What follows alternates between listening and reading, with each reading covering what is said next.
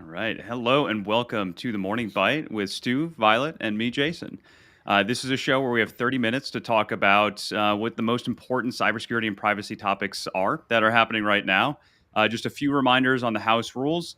Everything we discuss today, they are our views and opinions that we're expressing, and they're just our own, nothing to do with our companies. Uh, this is something where you can comment. We will be able to see all your comments. If you have questions, feel free to drop that in the LinkedIn conversation, and we're happy to answer anything we can do live there. And just on time, we have the rest of our panelists. So we've got some great people who are joining us today: Michael Pierce, Alex, as well as Michael Phillips, and we got a lot to talk about today, with only 30 minutes. So with that, Stu, what's been top of mind lately for you? Yeah, thanks so much, everyone. I hope I'm sounding all right. Welcome to the show. We're having a good time. I saw a really interesting story involving a municipality in the Midwest that suffered a ransomware attack during the summer and made some public statements about how they dealt with it and about specifically how the data that was affected by the event dealt with it. And then someone, I think, that dubbed herself or himself as a ethical hacker found that some of the data that was affected involving this municipality and was in fact listed on the dark web as being available for download. And so they brought this to the city's attention and said, listen, I could just get this for you, or you should just deal with this, or maybe you want to change your statements. But from all optics, it was doing it, pursuant to the certified ethical hacker way. And then the city or the entity went through the trouble and then filed an affirmative lawsuit against the ethical hacker in an effort to prevent the dissemination of any of the information that was subject You said dissemination too many times. Can you tell me how you would tell my grandmother? Did I say it? I thought I only said it once. No, I just want to know how you would tell my grandmother. How is this? So hacker said, they said, look, no data was affected. So let's just, in a hypothetical case, so take it out of the real world. This happens often. They said, well, we dealt with it. Data was not affected, is the public statement. Or if it was, we dealt with it. No risk of harm. And then some hacker says, actually, I kind of see the data that you're talking about right here. There's no risk of harm, I assure you. And they said, all right, well, here's a screenshot of it. And are you sure you don't want me to do anything about it? Because I could just go out and grab it. And so I was just commenting on the fact that the entity in this situation filed an affirmative lawsuit against the certified ethical hacker to prevent any action to be taken. Even though they were the ones that had it was exposed from in the first place. Because they want to be able to pay off their auditors, not actually be held accountable. Well, the city took an interesting note as well, because they were saying that if not for that security researcher, the public would not have been able to see the data, which I thought was an interesting approach. Yeah, except that it ignores the fact that other threat actors can see the data, and other threat actors can access the data, use the data, sell the data. The city's position, or the municipality's position on this issue, seemed to me to be a bit nonsensical, because they said, okay, well, the general public doesn't go on the dark web and look for data. Well, that's fine, but that doesn't mean there's no risk, right? The risk of that data being exposed on the dark web is not that somebody in the general public will go on the dark web and grab it and see somebody else's information, although that's potentially a risk. But the real risk is that other threat actors buy the data and monetize it and use it for impersonation or fraud. And so it seems to me, or reading the article that Stu circulated, it just seemed to me that the city was really ignoring the real risk of that data theft and that data being posted on the dark web. And it's not that, Jimmy down the street is going to find out that Johnny's address is X. It's that a threat actor is going to use that information to apply for a credit card in Jimmy's name and then spend all the money on that card and max it out and not pay it off. And then Jimmy's on the hook. That's the risk that I see that the city appeared to be kind of ignoring. So Violet asked for some plain language earlier to sort of take this a step further. So I'll use some plain language. Michael or Alex, or either of you concerned at all about the heavy hand of government coming down to try to prevent an individual from using her skills to just find stuff on the dark web, and they took the position that they were doing a public service. We were trying to raise awareness about this issue. Yeah, Stu, I'll take this one. It is what interests me most about this story is the range of motion of so-called ethical hackers. You mentioned certified ethical hackers. Well, I don't know if this guy was certified. And so, I think about, you guys know me. I'm the big, history nerd or whatever the case may be. But like the very first Lloyd policies covered piracy risk in an age of privateering, right? And when you talk to someone who self-identifies as an ethical hacker, they have that righteousness of an age-old privateer fighting those pirates. But the range of motion that they have is not nearly as clear as the letters of marque that King George would sign off on for these privateers to go off and attack the pirates. And so similarly, I think in an age in which law enforcement's reach is curtailed, public policy is not quite there. I applaud the efforts of ethical hackers, but I also worry about them having range of motion or not knowing where the water's edge is.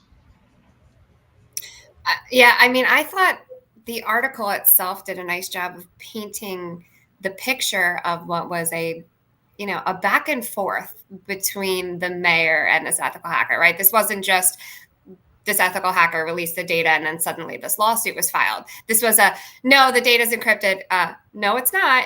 I promise you, I can open it. And no, you can't access it. You're making this up. No, I'm telling you it's here, right? And you had this kind of back and forth between them. So this lawsuit almost feels like a personal vendetta of you tried to make me look bad, so I'll come for you.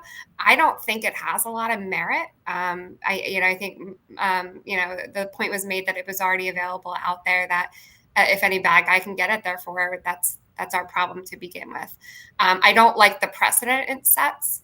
I think ethical hacking is considered ethical for a reason, right? We don't want to take away from the ability for ethical hacking to occur, since that does sometimes alert us and help us in situations that we otherwise would not have been aware of. So I don't love the precedent. It feels personal and spiteful to me based off of just how the article did a nice job of painting the dynamic.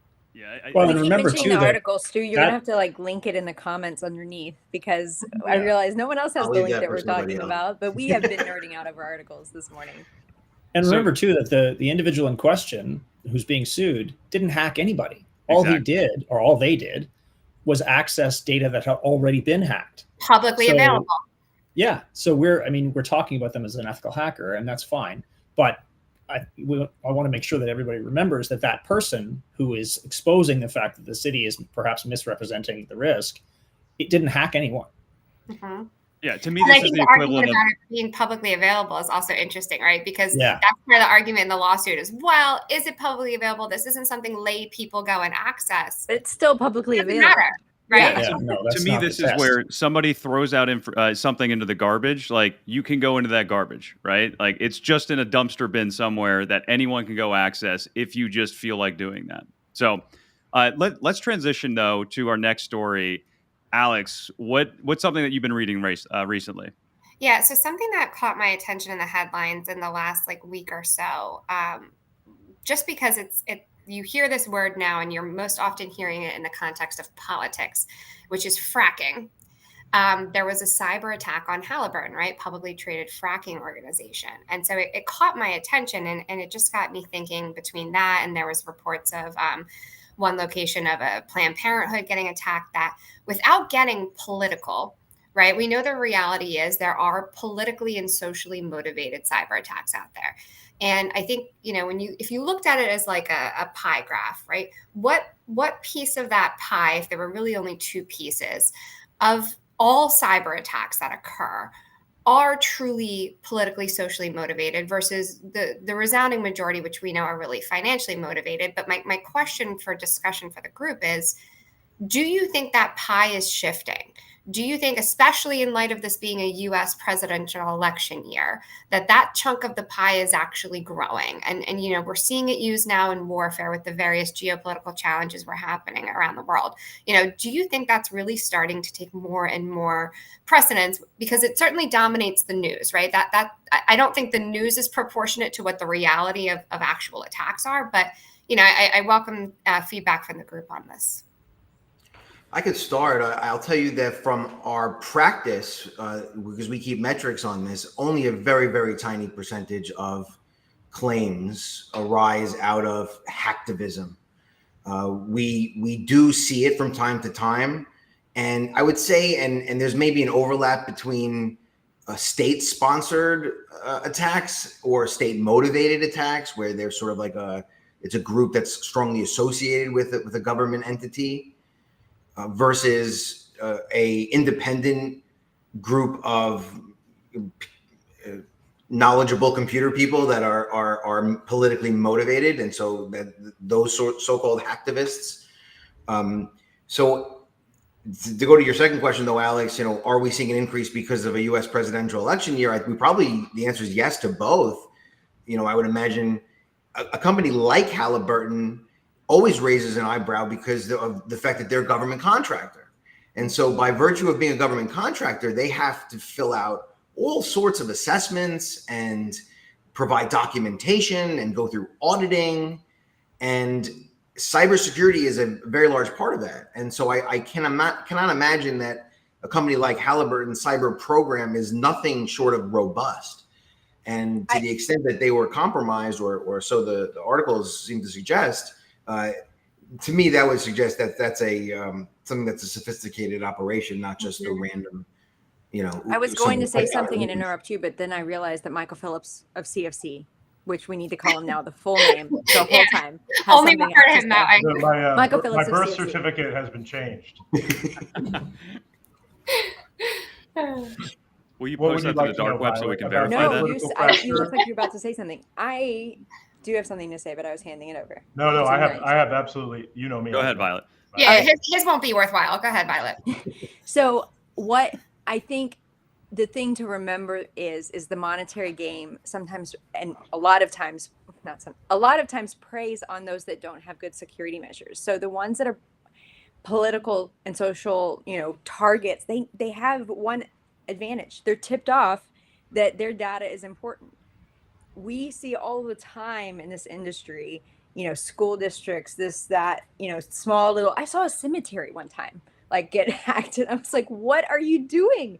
And they didn't, and, you know, there's these small groups that they're the real constant thread is they don't have the budget focused on cyber enough to thwart the daily attacks. So it's not like they're just pinpointing different ones. It's that they're throwing the net really wide, and the ones that are actually getting hit that we see, I think, are the more unprepared ones. Yeah, and just to piggyback on what Violet is saying, like, threat actors, the vast majority of threat actors are looking for low-hanging fruit, right? Because they're in it for the money, and so they're attacking anybody and anyone and anything they can see that's vulnerable, right? And so Violet's absolutely right that the more motivated attackers really are looking at, or this kind of attack, a sophisticated attack, like on Halliburton or on Apple or Hewlett Packard or government entities, they are really much more arising out of threat actor groups that are nation state backed or nation state aligned, because you need to have a certain level of expertise in order to mount those attacks successfully. Your garden variety hacker isn't going to get into Halliburton. They just don't have the technology, but the state-sponsored, state-aligned groups do. And so those are the ones used. And those are the ones that we see. They're much more publicized sometimes, depending on who the target is. But often, like in the last 6 or 8 months, there's been a lot more interesting, or a lot more news about law enforcement acting against financially motivated threat actors. But of course, the national security apparatus of the various countries don't really want you to know what they're doing in response to politically motivated hackers. So there's less news about that. But do you think that piece of the pie is growing at all, or do you think it's remaining status quo? I just learned how to do. I can overlay the chat so we can make fun of Spencer on here. I know. Yeah, I would say it's That growing, answer's not certainly here, though. Oh, over the last 6 or 8 months. You think it's growing? Yeah, I do. Yeah. Okay. But it- Perception's reality in some sense, right? And I think we're perceiving a growth just by sheer news. Yeah, and I think hacking started as hacktivism, right? Like hackers were initially socially motivated. I mean, Yeah. one of the very first or most famous hacks was on Ashley Madison. That was a socially motivated hack. The idea there was to shut the website down, right? They weren't looking for money. They wanted Ashley Madison to shut their website down. So I think hacktivism was really the kind of thin edge of the wedge early on in cyber, and has fallen away a bit because criminals came in that were financially motivated. But now I think certain nation state aligned groups are perhaps changing the game again. So I have to take the dissenting opinion here. I think they are very different, specifically because when you look at ransomware, they are financially motivated. And there are instances where you have nation state threats, Russia, who have used ransomware as a guise, right? Look at WannaCry and NotPetya.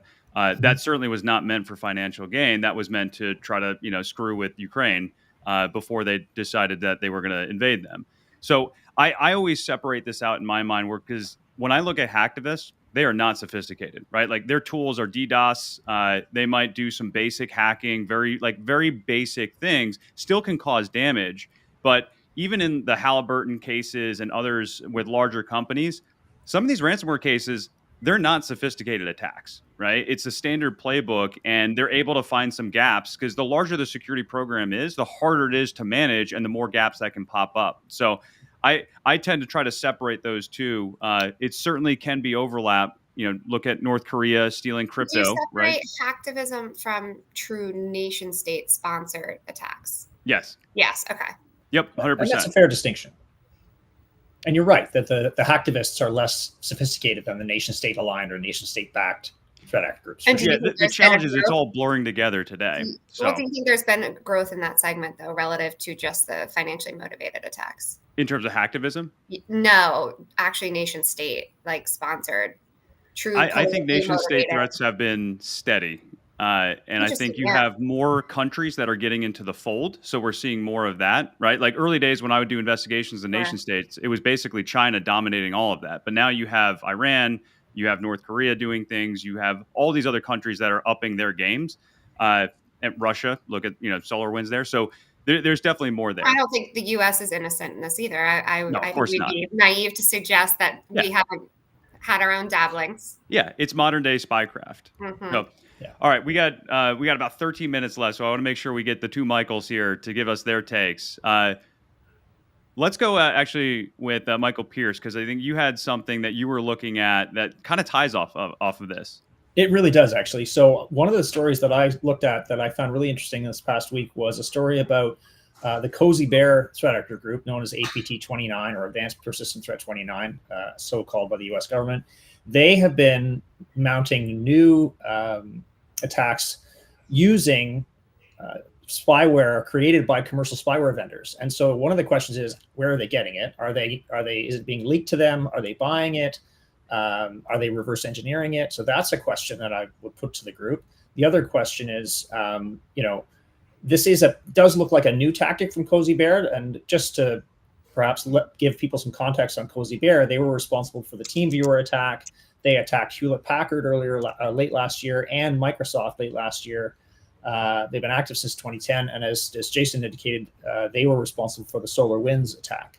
So they are a very sophisticated threat actor group, and they're now branching out into even more sophisticated technology. They have leveraged technology in the past in their attacks, and they're leveraging this commercial spyware even more so. And they're using it in these new attacks where they compromise a website, and anyone who logs onto that website with a device that hasn't been updated to fix the vulnerability is attacked. And so they're using that to trap anyone and everyone they can find. They attack the Mongolian government, apparently, and use the information they gain there to further their attacks. So I'm curious to hear from the group, how, like, the two commercial spyware vendors that have been, whose software apparently has been used, both said, no, we don't sell our software to Russia. But the interesting thing to me is, how are they getting? Are they reverse engineering it, or are they buying it, or are they stealing it? I'd be interested to hear your the thoughts. only thing I can picture is this like SOW that's like says not the bad guy, like or not a Russian spy, and then someone's like, sign it, we're good. I've been in that world. I know how fast those SOWs go through. Well, and the interesting thing was the timing. It's like some of not on their the sales usage of the software was, just a few months after it had been released by the commercial software vendors. So, and the people who are, or the organizations that are buying from these commercial software vendors are governments. So they're releasing a new zero-day vulnerability attack that governments can use to spy on their adversaries. And I'm sure our own governments are doing this. And in fact, one of the vendors said they sell to American and Israeli aligned governments. And then, 2 or 3 months later, the same zero-day vulnerability is being used by cozy bears in an attack, in a swing hole attack, where they compromise a website and just wait for people to come to the website. So the timing is like that's a pretty narrow window if they're reverse engineering. Answer your question, Michael, about what are they doing or how do they do it? I would just raise the idea of just brokered access as a concept is extremely something that happens all the time, and it's a big part of the whole hacking sort of ecosystem, and that's the organized part of organized crime, right? I mean, we don't know how people get the access or how they figure out, but it's someone, and that's reportedly how they got into the Vegas casinos, and what about the tracking of the technology and the licenses? Like, wouldn't you be able to say that license did bad things and connect it back? So one of the commercial spyware vendors was contacted, and they said they did come out and say that they do track the use of their software and they haven't seen anything. So maybe that's an indication. I mean, either they're not being honest, or maybe that's an indication that it's being reverse engineered, like that Cozy Bears is looking at a compromised device and reverse engineering how that compromise happened, and then using that zero-day vulnerability after the patch is released as an end day for devices that haven't been patched. Unless Cozy Bear hacked into the spyware company and just was pulling exploits on the side. Well, that's a possibility. Nice little supply chain attack there. Yeah. Michael Phillips of CFC, what do you think? Well, so I've kept myself on mute for Spencer Pollock's protection, and really, it's a shame he couldn't join Alex and me at the and Sean Melito. For whatever reason, Spencer didn't show up. But Yeah. When we look at some of the red teaming tools that are developed by the good guys, this is not the first time that educated experts like Michael might be speculating that they're being used by the baddies. Cobalt Strike has driven so many ransomware events in the last few years, and it's quite frustrating that that's the case, given that it's also a very valuable red teaming tool for firms of all sizes. Thinking about how they use that for that widespread persistence that Michael was talking about, I think that does show the hallmarks of offensive cyber operations, where they want to have that extraordinarily large net because they've got the computing power on the other side to sift through data at scale or pursue multiple objectives at the same time. We saw that with like the Hafnium exchange server events, different APT a few years back. But scary times we live in. Jason, thank you. Yeah, it feels like exploits are just all over the place right now. So fun. I'm crying for all the CISOs out there right now. All right, Michael Phillips of CFC, take us home with the last article here. Sure. So what I'll call out, and I will make sure it is in the comments below, is about ransomware, which has colored all of our comments today, I think. And an association called the Sedona Conference, the lawyers in the audience, as unfortunate as is that we have so many on the panel, they'll know the Sedona Conference for thinking about emerging issues of law and technology. And the Sedona Conference has drafted some commentary on the OFAC guidance. So ransomware victims, when they consider whether or not they're going to make a payment, not only have to decide how best are they going to recover or the collective action problem or the morality of paying a criminal, they also have to think about sanctions compliance. And so the Treasury Department's Office of Foreign Asset Control has issued a couple of kind of landmark advisories that everybody in the cyber insurance space really wrestles with, trying to shape that decision. But there are a number of questions that victims routinely wrestle with. I'm sure Stu probably wrestles with this every single day, and Michael Pierce as well, about whether a payment would be compliant with the sanctions regime or would potentially violate it. And historically, when presented to the Treasury Department, these types of issues, there hasn't been a rush to provide new and supplemental guidance that can give victims more comfort that they're doing the right thing. So the Sedona Conference commentary is inviting public comment. So I would, for folks who are particularly interested or expert in this, I would shout it out. But they are calling out for that greater clarity so that victims are not re-victimized by fear of the sanctions regime. They know and can act with confidence when they recover. So I would just put that in front of this audience, which is, Violet always pulls a wonderful expert ecosystem to her shows. But I think an important conversation to have for victims, because ransomware is not going away. First of all, this is Morning Bytes with Jason, Stu, and Violet, not the right. other, 7 syndications that I have on this side. Violet's the real powerhouse here, let's be honest. But I would say something I say always on this ransom payment discussion.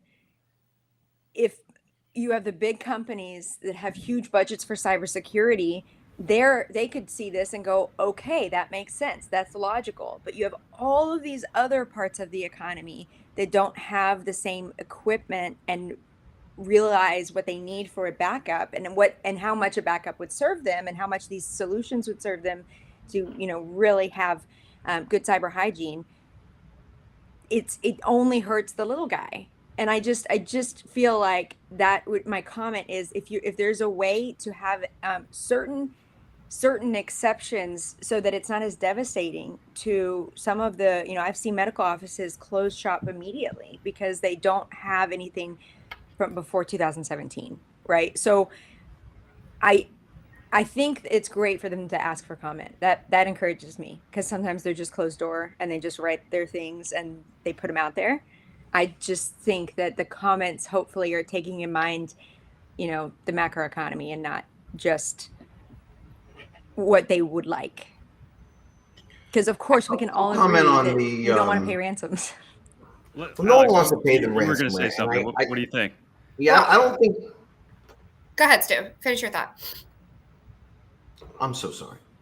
I don't think that's a lot of what the Sedona Conference was at issue. I thought that one of the things that was troubling about OFAC is that they say, well, there's strict liability if you get it wrong.